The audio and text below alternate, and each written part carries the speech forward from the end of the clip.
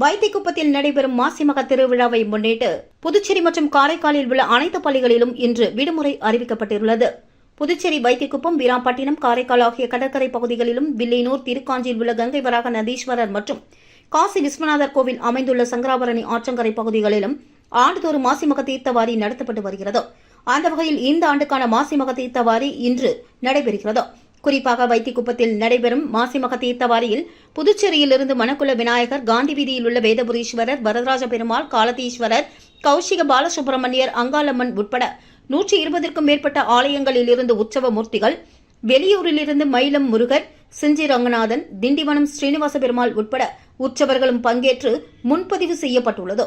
இதற்காக வைத்திக்குப்பம் கடற்கரையில் பந்தல் அமைக்கப்பட்டுள்ளது. மேலும் பக்தர்களுக்கு குடிநீர், நடமாடும் கழிவறை உட்பட அடிப்படை வசதிகள் நகராட்சி மூலமாக செய்து தரப்பட்டுள்ளது. சுகாதாரத்துறை மூலம் மருத்துவ முகாம்கள் நடத்தவும் ஆம்புலன்ஸ் சேவை ஏற்பாடுகளும் செய்யப்பட்டுள்ளது. பக்தர்கள் பாதுகாப்பை கருத்தில் கொண்டு காவல்துறை சார்பில் கட்டுப்பாடு அறை அமைக்கப்பட்டு தீவிர கண்காணிப்பு பணியில் ஈடுபடுமாறு போலீசாருக்கு உத்தரவிடப்பட்டுள்ளது. மேலும் கடற்கரையில் உள்ளூர் மீனவர்கள் துணையோடு கடலோர காவல்படை பாதுகாப்பு பணியில் ஈடுபடுத்துமாறு அறிவுறுத்தப்பட்டுள்ளது. இதேபோல் திருக்காஞ்சி, வீராம்பட்டினம், காரைக்காலில் நடைபெறும் மாசிமக தீர்த்தவாரியிலும் பல்வேறு ஆலயங்களிலிருந்து உற்சவர்கள் பங்கேற்க உள்ளனர். இதனை முன்னிட்டு புதுச்சேரி மற்றும் காரைக்காலில் உள்ள பள்ளிகளுக்கு விடுமுறை அறிவிக்கப்பட்டுள்ளது.